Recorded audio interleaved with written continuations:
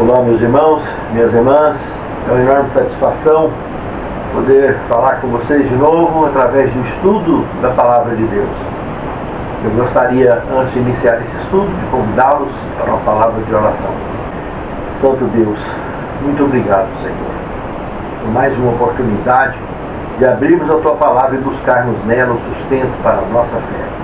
Nos fortaleça na jornada desse estudo, para que na jornada de nossa fé tenhamos alcançado o maior entendimento para prosseguirmos na caminhada rumo à Canaã celestial.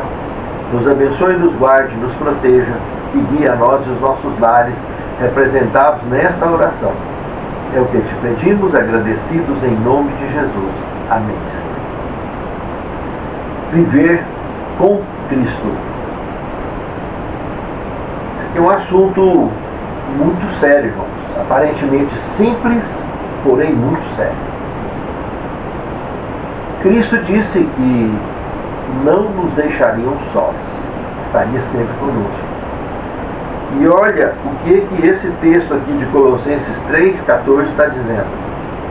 Acima de tudo isto, porém, seja o amor, que é o vínculo da perfeição.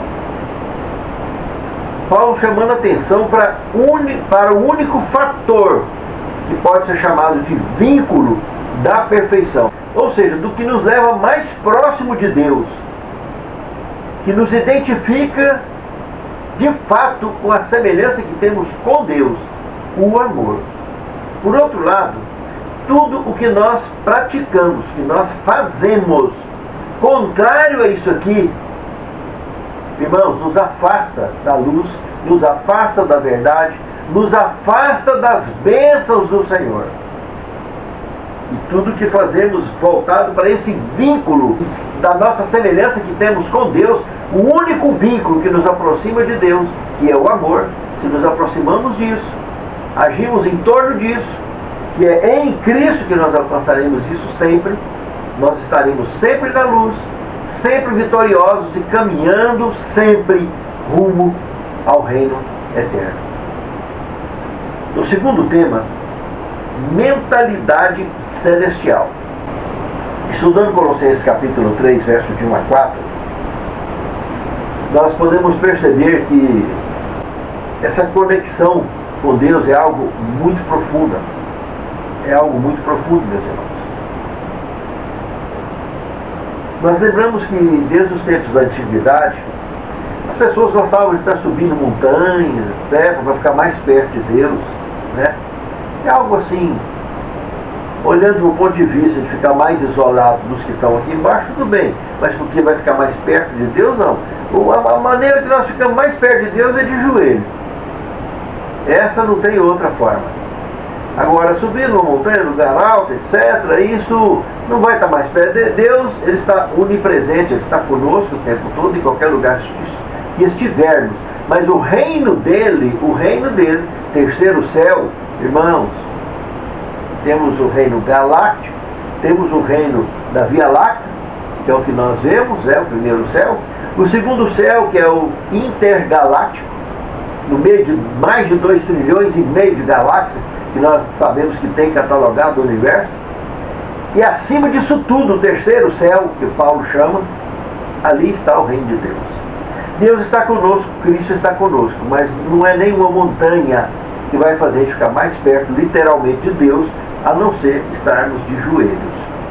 Na antiguidade, aqui, achei interessante e curioso, um termo que eu não conhecia, que em Ur dos Caldeus, onde vivia o Abraão, onde foi criado, nasceu, foi criado, tinha zigurates ali, que o povo usava para fazer adoração a seus deuses, aos deuses pagãos. Os zigurates tinha esse propósito, essa ideia das pessoas estarem bem mais próximas de Deus ao subir mais alto, né? E ali no Ur dos Caldeus tinha um zigurate desse. Muito interessante isso aí. Mas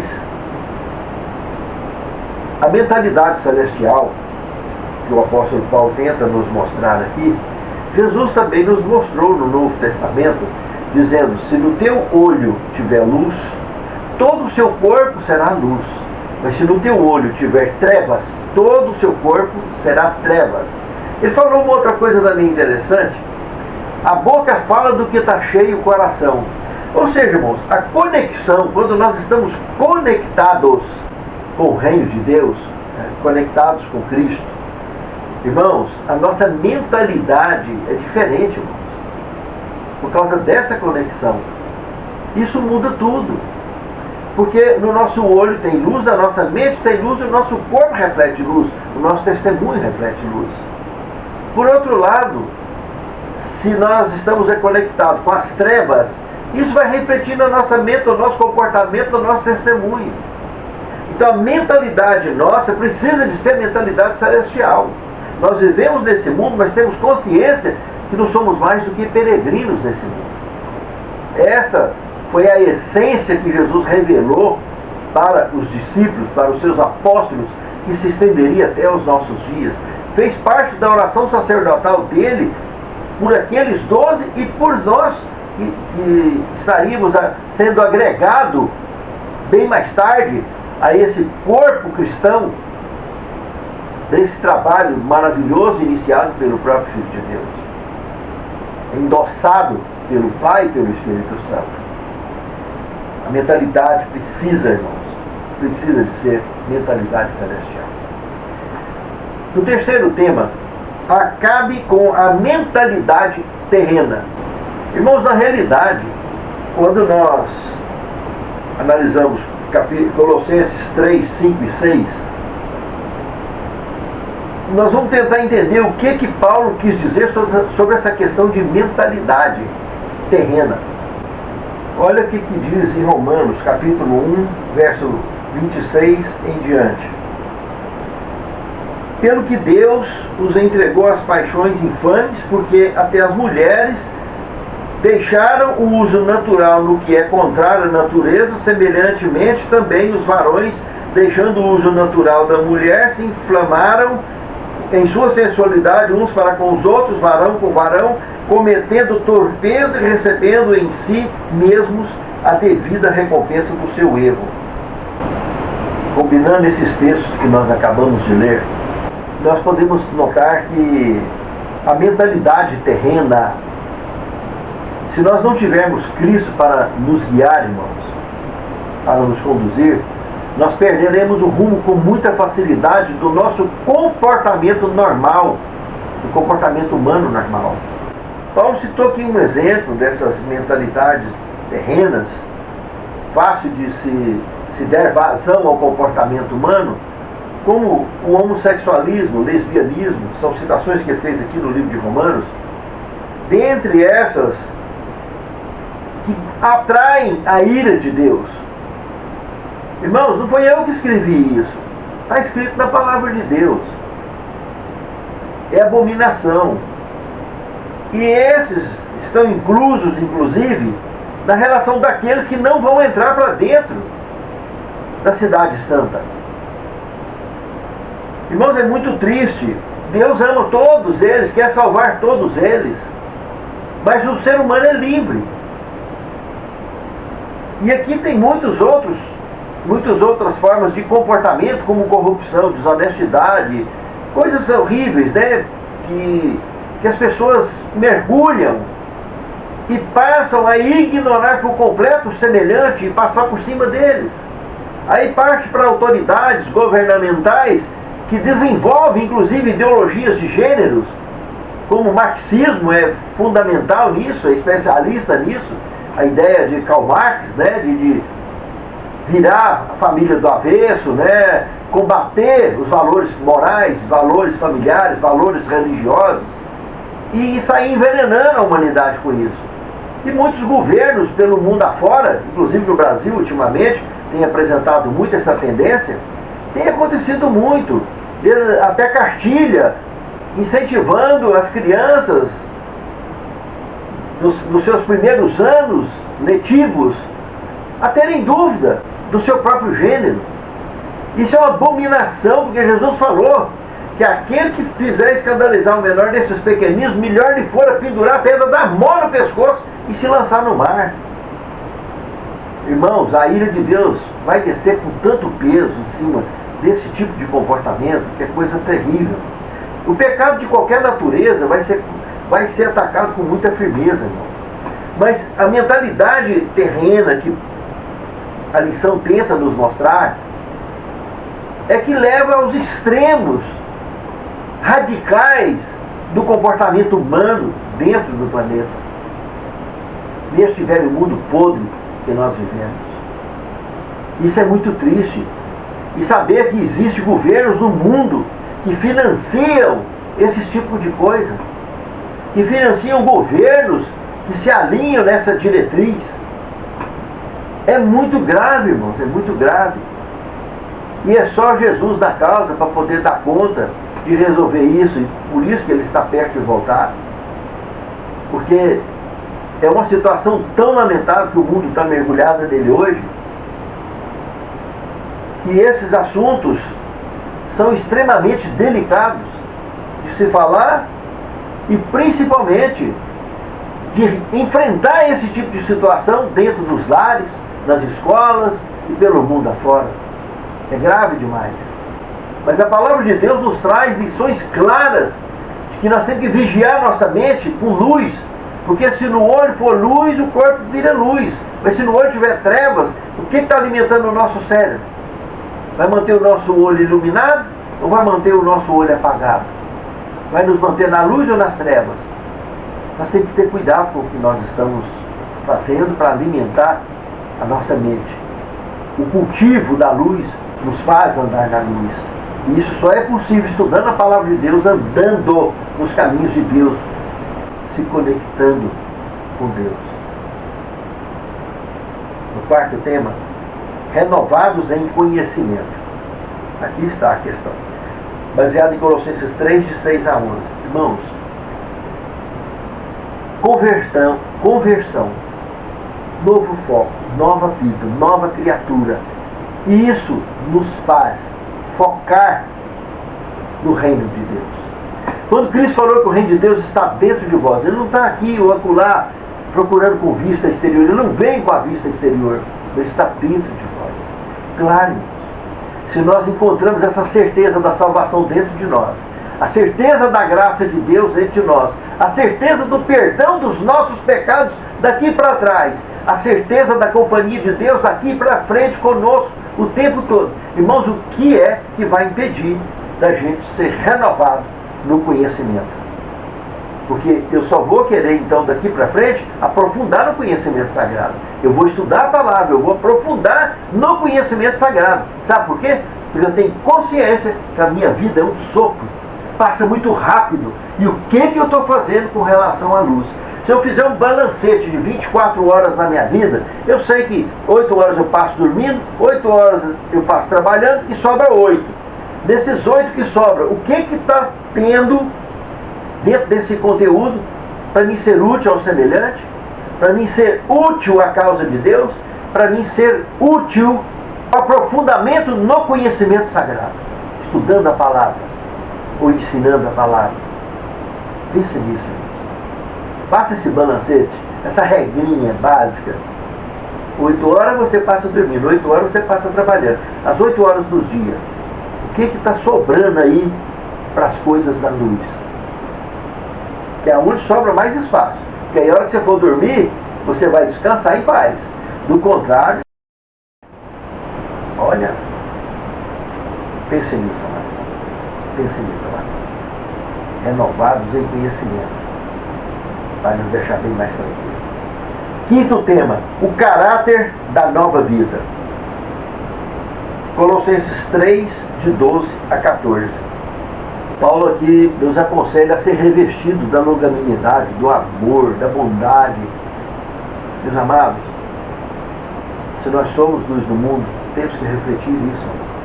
Temos que refletirmos isso, meus irmãos. Não tem como refletir outra coisa. Jesus deixou claro, não pode uma árvore que dá maus frutos apresentar bons frutos. E a árvore que dá bons frutos apresentar maus frutos. Pelos seus frutos os conhecereis. Então, se somos da luz, nós sois a luz do mundo. Se não são da luz, sinto muito. Paulo, aqui em Colossenses 3, verso 12, ele nos fala que nós somos chamados de eleitos de Deus, irmãos. Eleitos de Deus. É o Israel moderno de Deus, irmãos. E a melhor forma de fazer isso, irmãos, de ser visto assim e de ser notado dessa maneira, é ter uma vida transformada. Porque ela foi entregue a Cristo. E quando nós entregamos o nosso coração a Cristo, Ele molda como um oleiro, pega o barro mole e molda o vaso nas suas mãos. Faz verdadeiras joias. Nós, nas mãos de Deus, assim será também. Sexto tema, nova vida. Irmãos, em Colossenses 3, 16 e 17, Paulo, na ênfase que ele trabalha ali, ele acaba deixando uma ideia de salmos, hinos, cânticos. É uma ênfase sobre a questão da música, o tanto que a música pode influenciar tanto para o bem quanto para o mal. Nós sabemos que, pelo registro do livro de Ezequiel, no capítulo 28, quando trata da criação de Lúcifer, mostra que ele era um indivíduo e plenamente, ele foi um pioneiro na área da música, que tambores, pífaros e diversos instrumentos citados ali foram feitos para ele. Ou seja, então se tem uma pessoa que entende muito de música, está ali. Um ser que entende mais. E ele, através das potestades da maldade, já tem trabalhado há muitos e muitos anos na nossa história, produzindo músicas de péssima, de má qualidade, que pervertem a qualidade de vida por completo. Mas, por outro lado, sabemos que então a música tem origem celeste. E a música de origem celeste jamais vai nessa direção. Muito pelo contrário. Ela vai enaltecer, ela vai ser terapêutica na vida de todos. Vai trabalhar até a cura de doenças. Vai auxiliar até colocar a música certa no curral, vai melhorar a produção de leite do gado. Irmãos, é incrível o poder da música, mas da música endossada pelo Reino de Deus. não é a música endossada pelas trevas. É uma preocupação muito grande da palavra de Deus, irmãos, tentar fazer tudo para que a nossa mente seja bem ocupada.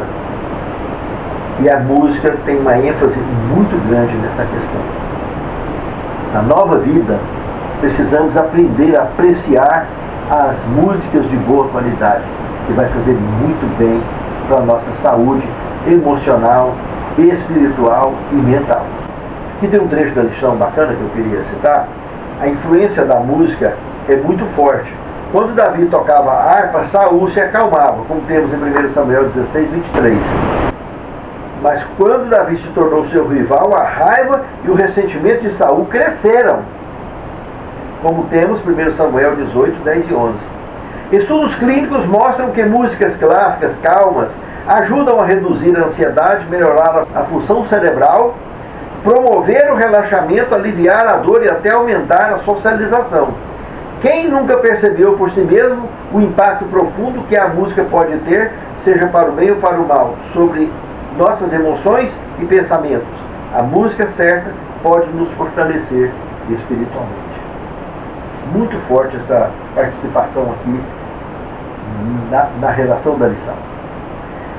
Portanto, temos o 7º tema: somos alvos das potestades, irmãos. Fiquem atentos.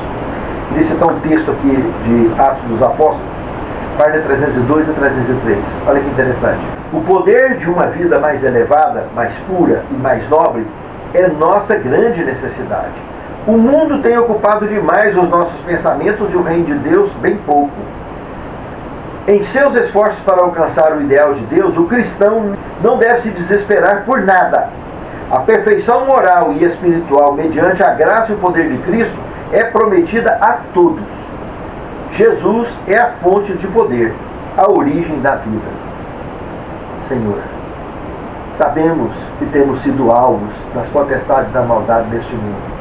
Ataques de todas as direções temos sofrido, mas temos a armadura do cristão, que tu tens revelado em tua palavra e tens nos auxiliado. Temos o teu poder e a proteção dos teus anjos para conosco. Fortaleça-nos, Senhor. Redobre a proteção sobre nós e nos faça vitoriosos todos os dias. Que todas as barreiras que tivermos pela frente possamos romper e sermos vitoriosos. Santifica-nos na tua palavra, porque a tua palavra é a verdade. Te pedimos e agradecemos essas bênçãos em nome de Jesus. Amém.